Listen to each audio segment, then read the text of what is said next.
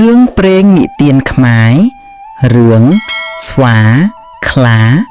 និងទន្សាយមានសត្វខ្លាមួយវាដេចសង្វែងដើររុកចាប់អ្វីមិនបានសោះខំដើរស្វែងណាស់ទៅប្រទះនឹងសត្វអកមួយកំពុងតែយំឮសូរអកអូអូទុំលឿដើមព្រឹក្សាមួយនៅមាត់ត្រពាំងខ្លាក្រឡេកមើលទៅឃើញគិតក្នុងចាប់ថាធ្វើមកដិតនឹងចាប់អានេះបានណោះបើវានៅខ្ពស់ម្លេះបើអញឡើងទៅមុខជាវាឃើញហើយហៅទៅកាលណានឹងចាប់វាបានខ្លាអង្គុយចាំមើលកិច្ចកលសัตว์អកនោះអាសត្វអកនោះកាលណាទុំហើយភ្នែកវាតែរំពៃមើលទៅបង្ហែត្រីក្រែងមានត្រីបើស្លៀកខឿនឡើងនឹងចាប់យូរបន្តិចមានត្រីមួយផុសឡើងពីក្នុងទឹកអកស្ទុះទៅចាប់បាំងត្រីនោះយកមកធ្វើជាចំណីវាទៅខ្លាឃើញអកធ្វើដូច្នោះក៏គិតក្នុងចិត្តថាយឺអាអកនេះវាអង្គុយតែស្ងៀមសោះស្រាប់តែមានត្រីហាលក្នុងត្រពាំងនោះវាស្ទុះទៅចាប់បានមួយរំពេចយកមកក្រអេះមិននឿយហត់ប៉ុន្មានសោះមិនព្រួយដូចជាខ្លួនអញ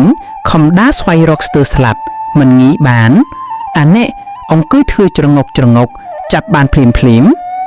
ហើយវាមិនលំបាកលំបាកអនក្រាបធិតផងបើដូច្នោះអញគិតធ្វើដោយសត្វអកនេះវិញស្រួយជាងខ្លាចគិតដូច្នោះហើយក៏ដើរទៅទៀតដើម្បីស្វែងរកបឹងឬត្រពាំងជាទីស្ងាត់ហើយដែលមានត្រីច្រើននោះវាដើរទៅដល់បឹងមួយជាទីស្ងាត់នៅមាត់បឹងនោះមានដើមឈើធំដុះជ្រុងជ្រាងដែលមានម្លប់ត្រឆៃល្មមវាពឹងពួនខឿងវាបានពេលនោះមានបរិមម្នាក់នៅចង់សន្ទូចក្នុងបឹងនោះមុនខ្លាទៅដល់ដោយចង់មើលឲ្យឃើញសន្ទូចខ្លួនដែលរាយនៅឯនេះឆ្ងាយបានស្រួលបរិមនោះរាយសន្ទូចហើយមិនឈរនឹងដីទេទៅឡើងលើដើមព្រឹក្សាមួយធំខ្ពស់នៅសំងំតែម្នាក់ឯងមិនមកក៏ឡើយឯខ្លានោះកៅបានទៅដល់ហើយក៏ដើរផ្លុកចូលផ្លុកឡើងរកដើមឈើនឹងឡើងធ្វើដូចជាសត្វអកបុរសលឺសូរមើលទៅឃើញខ្លាកំពុងតែដើររួចទៅឡើងអង្គុយច្រហុំលើចុងឈើហើយធ្វើសំឡេងប្រាប់តាមសត្វអកថាអកអូអូគាត់មិនហ៊ានមកថាអ្វីទេចាំតែមើលហើយគិតថាខ្លានេះវាឡើងចំឈើនៅក្នុងបឹងដូច្នោះតើវាគិតធ្វើអ្វីអេះយូរបន្តិចមានត្រីងើបឡើងស្រាប់តែខ្លានោះស្ទុះលូតប្រងរួចផុសឡើងវិញឆ្លក់ទឹកលឺសូរខកបុរសនោះខឹងហើយសើចរួចស្រែកថាស្លាប់ទៅអាខ្មោចធ្វើអ្វីដូច្នោះខ្លាលឺមើលទៅឃើញបុរសនៅលើចុងឈើក៏មានសេចក្តីអៀនខ្មាស់ខ្លាំងណាស់ស្ទើរមិនស្លាប់ខ្លួនព្រោះមិនដែលបងគំនិតដល់ម្លឹងសោះរួចខ្លានឹកថាអេលឺបុរាណនេះឃើញអញតែម្នាក់ឯងបើគាត់ទៅដល់ផ្ទះសំគាត់នឹងនិយាយប្រាប់គេថែមទៀតគេនឹងកាន់តែដឹងច្រើនឡើងកើតមានគេឈ្មោះអាក្រក់ណាស់បើដូច្នោះអញសូកគាត់កុំនិយាយប្រាប់នរណាតទៅទៀតឡើយខ្លាបាននិយាយអង្វរបុរសនោះជាពាក្យអោនលំទួនថាអូញ៉ាអើយខ្ញុំបានជាចាប់ត្រីធូរដូចជាសត្វអកវាមិនបានអាយត្រីទៅបានអាយលងទឹកស្ទើរនឹងស្លាប់ខ្ញុំមានសេចក្តីអៀនខ្មាស់ច្រើនណាស់បើដូច្នេះសូមអ្នកអាណិតខ្ញុំកុំនិយាយទៅណាមកណាទៅទៀតខ្ញុំនឹងតបគុណឧបការៈអ្នកបុរសតបវិញថាខ្លាអញឲ្យអ្វីអញខ្លាថាខ្ញុំសន្យារកសត្វមួយព្រឹកយកមកជូនអ្នកនៅទីនេះរាល់តែថ្ងៃបុរសនោះក៏ព្រមព្រៀងទទួលពីខ្លារួចហើយវិលទៅផ្ទះអាត្មាវិញលុះព្រឹកឡើងមកទទួលយកសត្វអំពីខ្លានៅកន្លែងសន្យាខ្លាក៏កម្មសត្វយកមកឲ្យបុរសនោះជាប្រក្រតីមិនហ៊ានខានកាលបើបុរសនោះបានសត្វនាំយកទៅផ្ទះអាត្មាច្រើនថ្ងៃពេកណាស់នាងភរិយាឆ្ងល់លុះវេលាយប់ក៏សួរដោយស្ងាត់ថាអ្នកឯងធ្វើដូចម្ដេចក៏បានសត្វរាល់ថ្ងៃម្លេះម្ដងសត្វនេះម្ដងសត្វនោះជ្រូកក៏មានក្តាន់ក៏មានជ្រូកក៏មានប្តីថាអញដាក់អន្ទាក់ប្រពន្ធថាអន្ទាក់អ្វីក៏បានមិនដែលខានដូច្នេះអ្នកអើយផ្អើលឲ្យត្រង់ទៅមើលបុរសនោះក៏ភ្លេចពាក្យសន្យាដោយស្មានថាខ្លាកាលណាវានឹងមកក៏ប្រាប់ប្រពន្ធតាមរឿងហេតុពីដើមដល់ចុងប្រពន្ធនោះក៏ជឿលុះព្រឹកឡើងបុរសទៅយកសត្វអំពីខ្លាដោយសពដងលុះទៅដល់ស្រាប់តែឃើញខ្លាអង្គុយច្រហុំចាំនៅកន្លែងនោះលុះបុរសដើរទៅដល់ខ្លាប្រាប់ថាហឺបុរសឯងមកហើយនឹងអញនៅចាំទេទៅ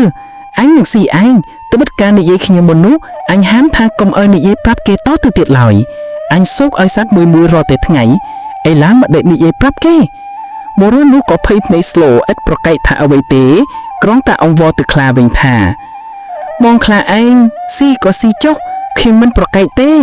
បាននិយាយទៅហើយតែបើម៉ែនឹងស្លាប់រស់ ខ្ញុំសុំទៅជួបប្រពន្ធសិននឹងបានប្រាប់ឲ្យគៀកដឹងផងខ្លះក៏ព្រមថាទៅក៏ទៅចុះតែឲ្យឆាប់ត្រឡប់មកវិញអញស្ទត់ទឹកមាត់ចាំតែស្ងួតទឹកមាត់អញតាមទៅស៊ីទាំងប្តីទាំងប្រពន្ធទុកធ្វើអីមនុស្សនិយាយមិនទៀងបុរសនោះក៏នៅទាំងសោកសៅគុំចិត្តព្រោះតែមាត់មិនចិត្តបានជាខ្លាវាស៊ីទៅដល់ក៏ប្រាប់ប្រពន្ធតាមរឿងហេតុនោះហើយថាឥឡូវនៅមិនបានទេត្បិតខ្លាវាចាំតែយូរវានឹងស៊ីទាំងអស់គ្នាប្រពន្ធក៏យំសោកស្រណោះគ្នាទៅវិញទៅមកស្ដាយគំនិតប្តីក៏លាភរិយាចេញចាស់ក្រហស្ថាន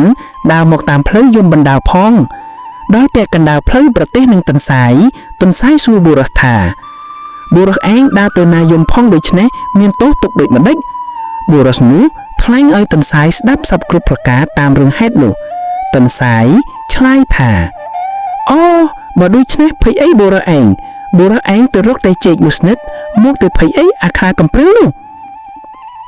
បុរសនោះត្រេកអរអកុម្មុនីមិនណារត់ទៅរកបានចេកមួយស្និតហើយជូនទៅលោកសុភាទន្សាយថាខ្ញុំជូនលោកសូមឲ្យតែលោកសុភីជួយខ្ញុំឲ្យរស់ជីវិតផងតែបន្តិចខ្លាវាតាមមកស៊ីខ្ញុំហើយសុភាទន្សាយថាអ្នកឯងទៅជាមួយយើង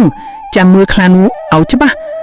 រួចសុភាទន្សាយរកដំបូកមួយយ៉ាងខ្ពស់ឡើងទៅអង្គុយលើដំបូកនោះដើម្បីមើលទៅឲ្យបានឆ្ងាយឯខ្លានោះការចាំបុរសនោះយូរពេកក៏តាមមកប្រាថ្នានឹងខំស៊ីទាំងពីរនាក់ព្រោះខុសសន្យាគ្នាពីរលើកហើយវាដើរម្នាក់ឯងតាមផ្លូវរលាងមកដល់ទៀបដំបូកបុរសនោះឃើញក៏ដឹងសុភាទន្សាយថានេះមកហើយលោកសុភាទន្សាយថាកុំមាត់ចាំវាមកជិតបន្តិចនឹងមើលវា